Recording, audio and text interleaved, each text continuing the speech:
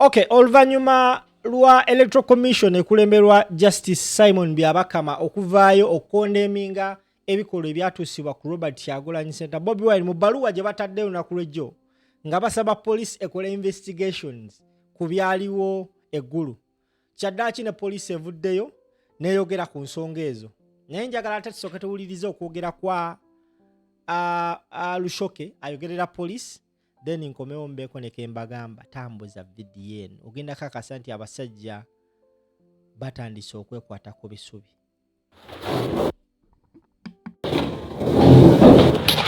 We jointly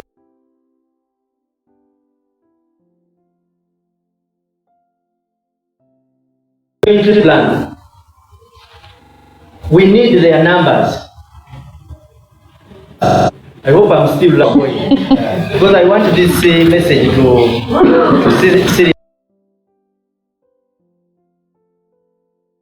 seriously be understood that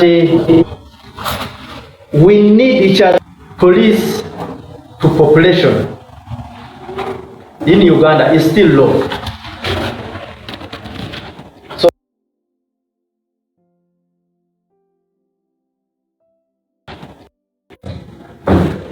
We have a framework under which we operate.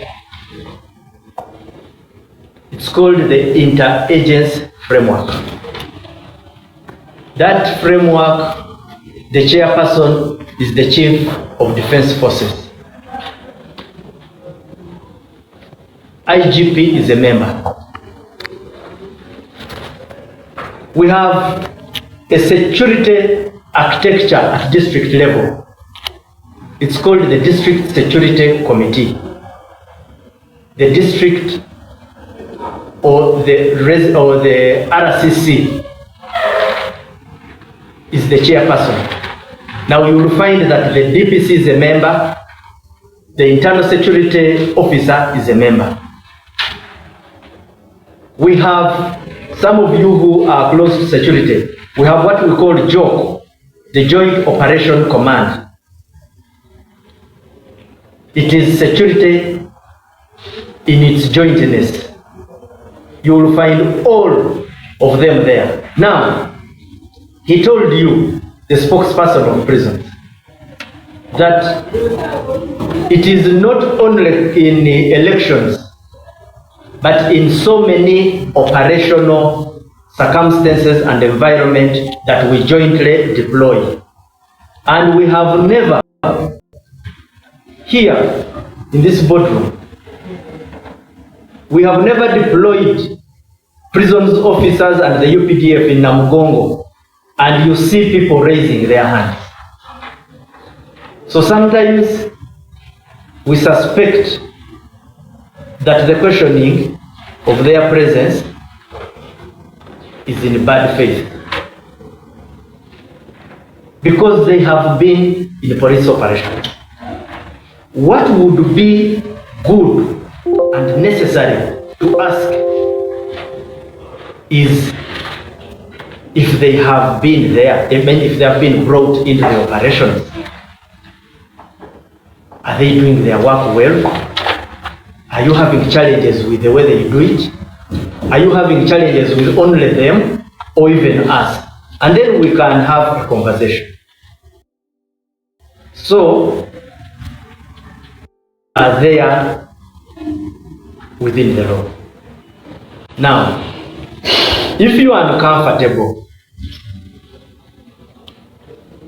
use the existing legal frameworks within the country to challenge it, and we shall settle the debate, rather than lamenting, because lamentations can't solve such issues. If anybody challenges the reason why police cooperates with other security agencies, the doors of the temples of justice are open, and they are your reference point.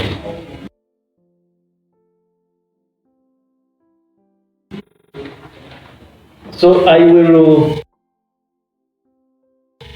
repeat the same for purposes of those who want to hear us in the Uganda version, nti engeri gye tunuuliddemu ne gyekwasizaamu ebya elections ne campaigns, tugamba nti elections za ngeri nyingi, tulina parliamentary, local government, awasinga ebintu bikyatambula bulungi okujjako just obuntu obumu wano na wali bwe tuli okusanga oba kye twaliyise okusoomozebwa, naye nga tusuubira nti engeri zino ennaku 38 ezisigaddeyo to elections za presidential ne parliamentary oba elections ezisinga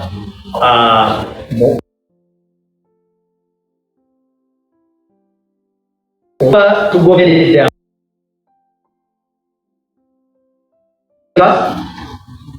era fenna abakuumaddembe n'abalala abenyigidde mu elections zino tusuubira nti buli kimu kijja kuggwa bulungi. Mwalabanga ga Desemba nga Honorable Kyagulanyi oba candidate wanu nga besi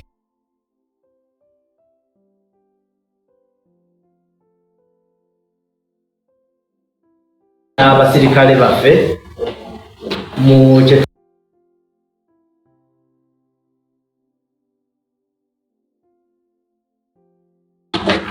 si ebintu ebyali tulina okunoonyereza ebyo ebyaliwo so that tulabe kyekyagenda obubi, bweba waliwo eyasobya abonerezebwe. Bwe yali ava saidi yali ali ku Kitugumu Road ng'ayagala kuyingira Gulu mu town, ne bafuna obutakkaanya n'abasirikale baffe ku routes ze baali balina okukozesa, era akamyolagano ako we mwakalabira. Naye nga kyetwagala okukubiriza abantu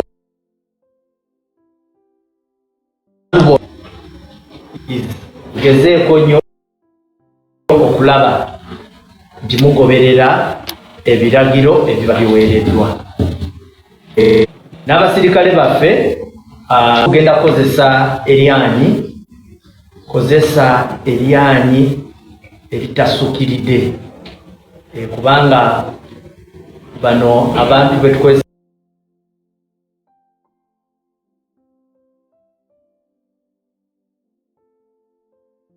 kubanga ekirala tumanyi bulungi, najja wano ne mbabulira nti akaluluko kali heated, kalimu ebbugumu, then waliwo n'abalala abagala okukozesa security ensobi. Kati gwe nga omuna security olina okumanya waliwo oli ayagala biwenga kubibwa asobole okufuna kalulu, waliwo ajja okukozesa ensobi, then waliwo n'omulala ngalooza kyakola kyekituufu. So sometimes kyebakola tekiri mu mateeka. Waliwo ne incidents endala zetwagala okubalabulako abantu abali eyo, nti mugezeeko nnyo okulaba nti twavoidinga okusosonkereza ab'ebyokwerinda, because bano abantu basitudde ebyuma oluusi ebiyinza okutuusaako obulabe bwe ng'omuntu kinoomu. Yes, omusirikale ayinza okubonerezebwa, naye ng'obulamu bwo naawe olina okukola ki? Okubutunuulira.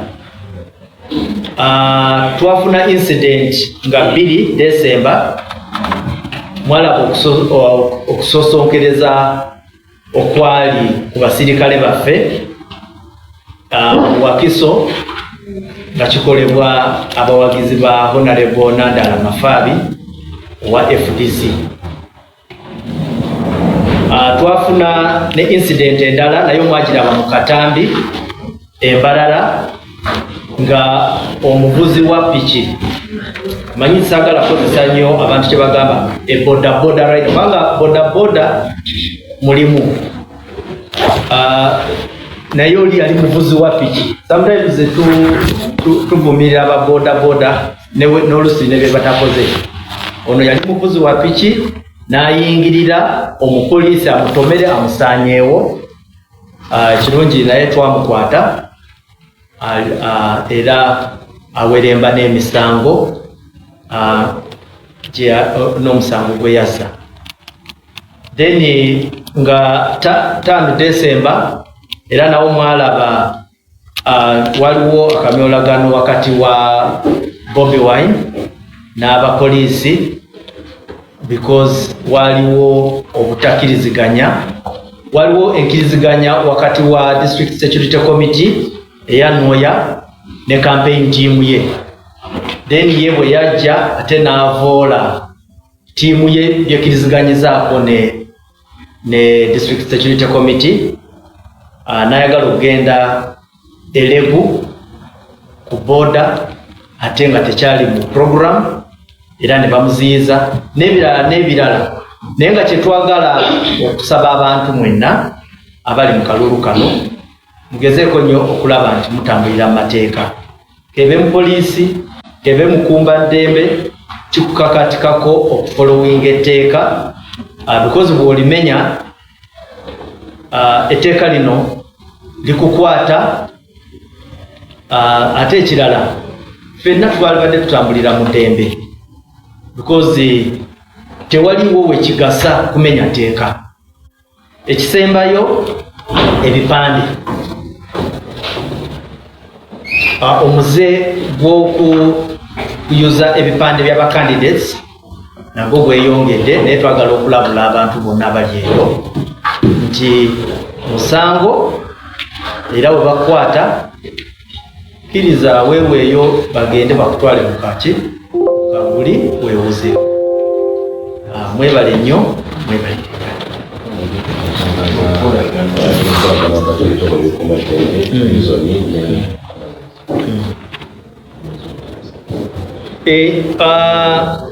Omwogezi w'ekitongole kya prisons akyogeddeko wano, nange ne ngamba kanyongereko eddoboozi. Ekintu ekikwatagana ne